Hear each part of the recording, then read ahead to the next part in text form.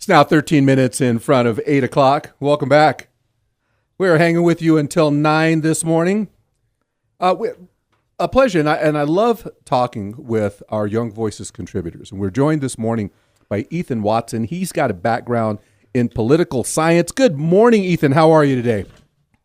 Great. Thank you so much for having me on the show. Thank you as well, and hopefully we've got a good connection here. I want to start now. You've got a couple of op-eds that I want to talk to you about this morning. I want to start with the one that you wrote recently, Inside the Gen Z Social Media Echo Chamber, and in your article you explore the Gen Z social media echo chamber, and I wanted you to define what you mean by that and explain why it's a concern in today's political landscape. Sure. So I noticed after the 2024 election, a lot of my peers, I'm a college student, I'm seeing a lot of my peers who are, in all other respects, well-adjusted, very intelligent, hardworking people, posting these really boiled-down oversimplifications about the results. Things like, America, I am literally so bleeping sorry, or supporting a convicted felon over a woman is blanking insane. A lot of these posts use a lot of profanity in them, which I think is quite charming. But they're really just boiled-down oversimplifications of the election. They put people into categories, and it's really doing some damage to my generation because it trapped them in this feedback loop.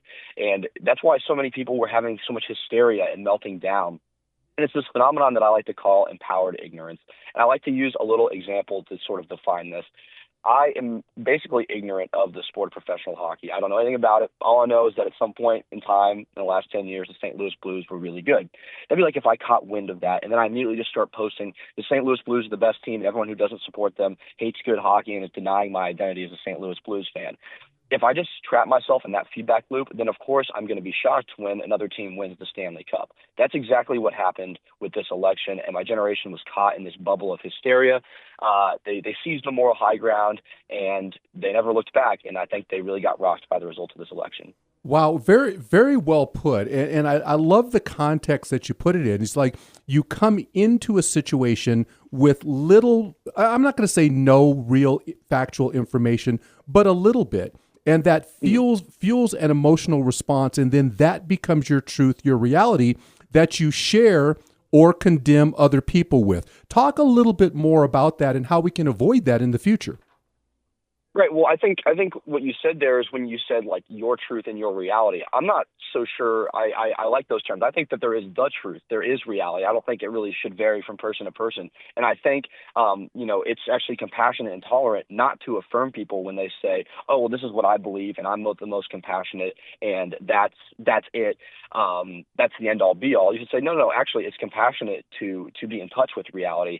And so just asking these people questions when they drop these lines in casual conversation, right? Saying that, I'm not supporting Donald Trump because I want to preserve my rights. Like, don't let that one slide. Say, oh, well, what do you mean by that? Like, what rights are you referring to? Don't be adversarial about it, but just asking questions. And really, I think this election was so momentous that it snapped a lot of people my age out of it, right? I've been getting a lot of messages from people across the aisle asking what I think about various topics related to the election or politics in general, just because I think they realized, like a lot of people on the left side of the aisle realized that, there was something very fundamental that they were missing about Americans and especially Americans on the right. And that's why they lost the 2024 election. Very interesting. All right, so the key drivers behind the creation of these echo chambers, I know you talked about this with Gen Z, but what about compared to older generations? Well, older generations, it happens the same thing with them. It's just with legacy media, right? Like I always joke that like Fox News and CNN are like outrage factories, right? Because they just post like the most outrageous things about politics. They're designed to rile you up and they're designed to keep you watching and keep you engaged, right? Like they're literally just farming the outrage. For older generations, it's cable news, and for my generation, it's Instagram reels.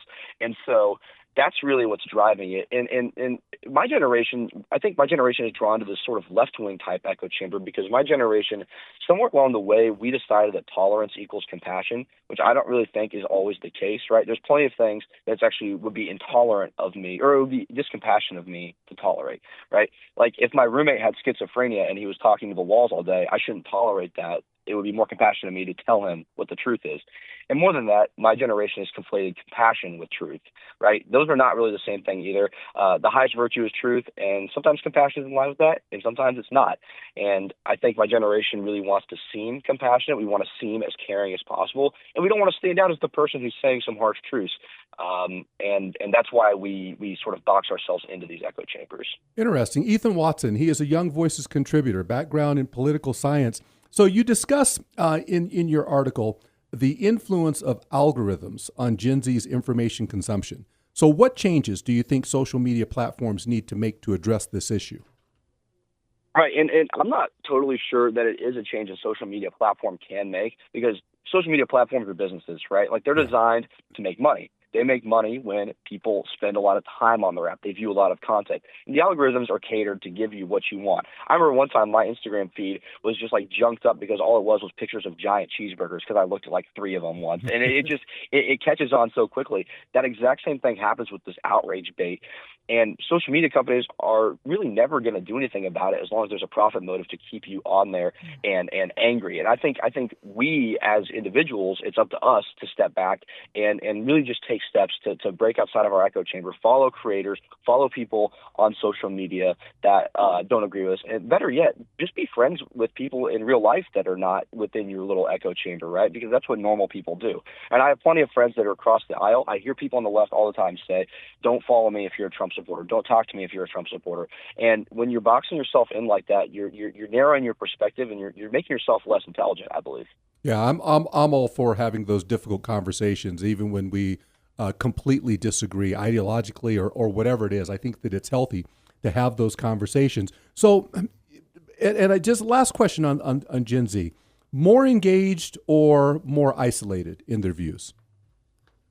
I mean, it depends on what you mean by that, right? I feel like my generation is very engaged with social activism, because social activism is a luxury, right? And my generation is a very well-off and decadent generation, right? America is a very decadent society, and so social activism and being involved and caring about social causes is a luxury, right? Like you can only spend time on that when you're not working as a subsistence farmer, or you're not working, 100-hour weeks, right?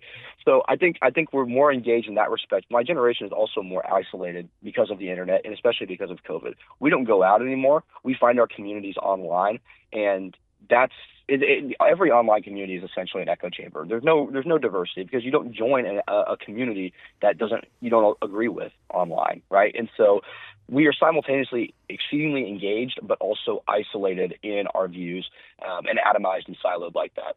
Very interesting. Now, Ethan, I want to switch gears for a moment, because you had another piece which I found extremely compelling, and this one was entitled, "It's Time for Republicans to Adopt the Politics of Palatability." And in your article, you argue for a shift in Republican strategy. So what does this approach entail, and why do you believe it's necessary now?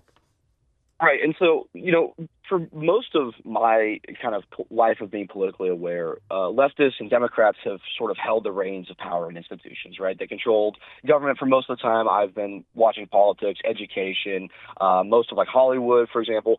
And every time Republicans seem to gain a little bit of ground, it's like they get drunk on the power, and they start immediately infighting and trying to show how virtuous they are, and they swear their allegiance to the Trump movement or whatever, with these ever increasingly ridiculous stunts like the speakership fight.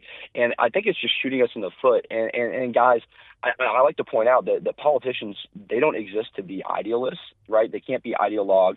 They have to be pragmatists. They have to cut the best deal they can and move the ball forward. And I've gotten so much flack online for this from people on the right. They're saying that I'm not a real conservative and I'm not a real Republican and I'm just like Liz Cheney and all this stuff. And it's like, guys, no, I agree with you. I just also want you to win elections by nominating normal people and not Herschel Walker and not Matt Gaetz, right? Nominate normal people to these offices and push incrementalism so you can get something done rather than going for the whole enchilada and getting nothing done. Wow. Yeah, that was really good. That was really good. Ethan, thank you for that. We're going to use that repeatedly on this show. All right, you mentioned the importance of broadening appeal without alienating the party's base. So what challenges do Republicans face in achieving this balance?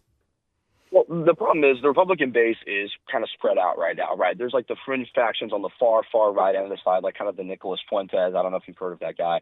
Kind of really nutty, like ideas, conspiracy theory. And then you've got other people under the Republican Party tent these days, which is like Elon Musk and Joe Rogan, who aren't really even conservative in any, they're like populists essentially. And so Republicans are going to have to find a way to walk that line. And I think Republicans need to be a little bit less afraid to capture that middle ground, because the Republican base is going to support Republicans no matter what, right? Because the alternative is so abhorrent to most Republicans. Now, we should still do what, Republicans should still do what they promised their base, and turning out the base is why we won 2024. But we also need to stay in power, and that means winning over some independents and some moderates. That means winning over groups that don't traditionally vote Republican, which is exactly how Donald Trump won in 2024, right? From black men to Latino men to even, suburban white women. Donald Trump won demographics the Republicans don't traditionally appeal to. And we need to keep that strategy rolling by, not abandoning our principles, but just trying to work across the aisle and make some compromises. We as commentators can sit back and we can be as ideologically pure all day because we have the easy job. We don't actually have to do the thing, right? We don't have to make it happen. Politicians should try and get a deal done, essentially. Absolutely. Hey, Ethan, listen, I really appreciate this conversation that we've had this morning. I'm going to reach out to you again. Keep up the great work, and I'll look for more of your insightful and compelling articles down the line, my friend. Take care. I'm flattered. Thank you so much for the opportunity. You bet. Ethan Watson, Young Voices contributor, background in political science. Great stuff. We'll be back. This is KAFF News Radio 93.5 and AM 930 News, Sports, and Smart Kids.